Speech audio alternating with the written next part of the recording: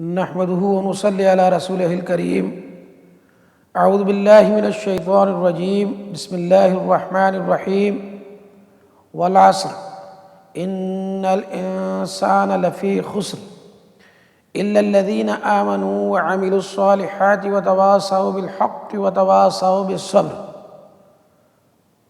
زمانے کی قسم، یقیناً انسان در حقیقت گھاٹے میں ہے، سوائے ان لوگوں کے جو ایمان لائے اور نیک اعمال کرتے رہے اور دوسروں کو حق کی نصیحت کرتے رہے اور دوسروں کو صبر کی تلقین کرتے رہے۔ حدیث قدسی ہے، حضرت ابو ہریرہ رضی اللہ تعالیٰ عنہ سے روایت ہے کہ نبی صلی اللہ علیہ وسلم نے فرمایا کہ اللہ تعالیٰ فرماتا ہے کہ آدم کے بیٹے نے وقت کو گالی دے کر مجھے تکلیف پہنچائی، کیونکہ میں ہی وقت ہوں، میرے ہاتھ میں ہر چیز کا اقتدار ہے اور میں ہی دن اور رات کو پھیرتا ہوں۔ متفق علیہ حدیث ہے۔ عزیزو، اپنی گفتگو میں ہم جائزہ لے رہے ہیں کہ مسلم امہ میں معروف مراسم عبودیت کس طرح اقامت دین کے ایک سپاہی کو تربیت فراہم کرتے ہیں۔ آج ہم جائزہ لیں گے کہ تربیت کے یہ عوامل کس طرح پابندی وقت سکھاتے ہیں۔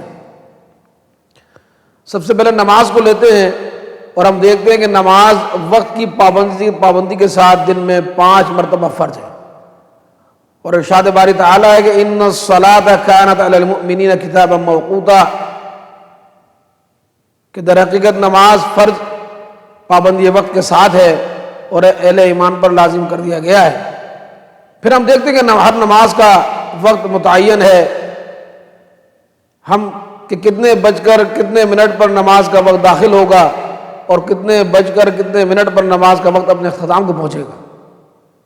اگر ہم یہ چاہیں کہ فجر کے وقت ہم نیت کر کے ظہر کی نماز پڑھ لیں تو یقینی طور پر یہ ظہر کی نماز نہیں ہو جائے گی، اور ظہر میں اگر ہم نیت کر لیں کہ ہم مغرب کی نماز پڑھ رہے ہیں تو یہ نماز مغرب کی ادا نہیں ہو جائے گی۔ اسی طرح ہم دیکھتے ہیں کہ اگر جان بوجھ کر نماز کو قضا کر دیا جائے تو ساری عمر اگر ہم اس نماز کو پڑھتے رہیں تو اس ایک نماز کے برابر نہیں ہو سکتا۔ گویا کہ نماز ہمیں وقت کی اہمیت سکھاتی ہے، اور اس پر عمل درآمد کی دن میں ہمیں 5 بار مشق کرائی جاتی ہے۔ روزے کا جائزہ لیں تو ہم دیکھتے ہیں کہ روزے سال میں ایک بار 1 ماہ کے لیے فرض کیے گئے ہیں، اور ہم دیکھتے ہیں کہ اس کے اندر کہ ہم سحری کے لیے اٹھ بیٹھتے ہیں، گرمی ہو یا سردی، آنکھیں ہماری جل رہی ہوتی ہیں۔ ہم دیکھتے ہیں کہ اگر موسم سرد ہے تو گرم بستر ہمیں نہیں چھوڑ رہا ہوتا، لیکن چاروں ناچار ہم اٹھ بیٹھتے ہیں، اور اسی نیم خوابیدگی کے عالم میں کھانا تو ایک طرف کسی سے بات کرنے کا دل بھی نہیں چاہ رہا ہوتا، لیکن کچھ نہ کچھ ہم ضرور کھانا شروع کر دیتے ہیں، کیونکہ ہمارے رب کا حکم ہے۔ اب جب کچھ دیر ہم کھانا پینا کا مزہ ہمارا شروع ہو جاتا ہے تو ہم دیکھتے ہیں کہ مؤذن جو ہے وہ اذان دے دیتے ہیں اور اللہ اکبر کی صدا بلند ہو جاتی ہے، اور کھاتے کھاتے ایک جھٹکے سے ہمارا ہاتھ وہ رک جاتا ہے۔ اسی طرح تصور کریں کہ گرمی کے دن ہیں، 14 سے 16 گھنٹے کا روزہ ہے، اور اس حالت میں بھوک سے نڈھال ہم ہیں۔ کیفیت یہ ہے کہ اب گرے اور جب گرے، اور ایسے میں قسم قسم کے پھل، ہری بھری ترکاریاں، گرم گرم پکوڑوں اور سموسوں کی ناک میں گھستی ہوئی خوشبو دل کو مچلا رہی ہوتی ہے، لیکن اس میں سے ایک ذرہ کھانا بھی ہم اپنے لیے زہر سمجھتے ہیں۔ اگر کھا لیں تو کون ہے جو ہمیں روک لے گا؟ کوئی ہاتھ تو ہمارا نہیں پکڑ لے گا اور نہ ہی کوئی ہمارے منہ کو روک لے گا، لیکن اس میں سے ہم کچھ نہیں کھاتے۔ اور اسی طرح دسترخوان پر طرح طرح کے مشروبات وقت افطار دھرے ہوتے ہیں، کبھی دل کو لبھانے والا سرخ سرخ روح افزا ہے، کہیں لیمون کی سکنجین ہے، اور سامنے ہی ٹھنڈا ٹھنڈا پانی۔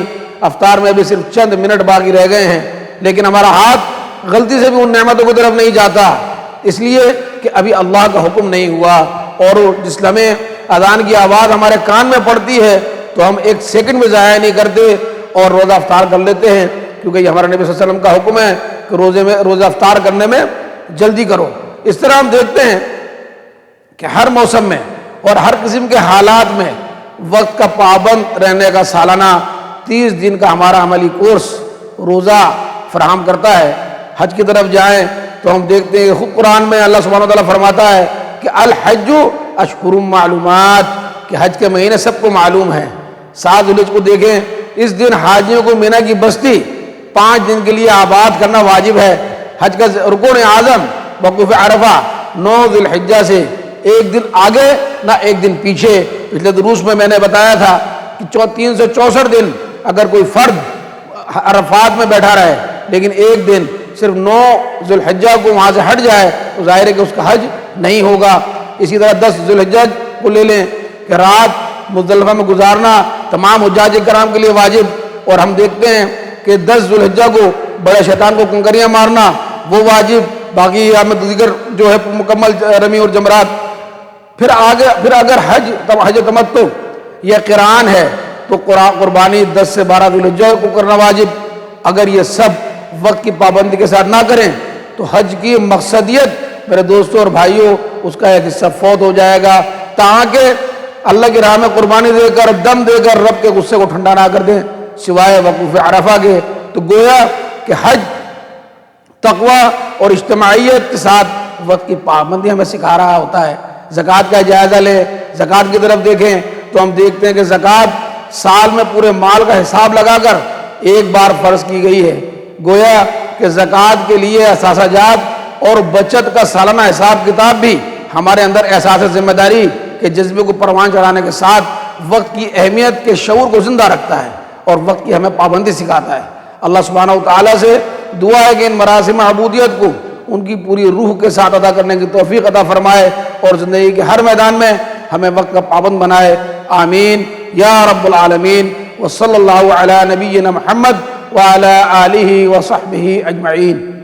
اللہم صلی علی سیدنا محمد وعلی آلہ وصحبہ وسلم۔ اللہم صلی علی سیدنا محمد وعلی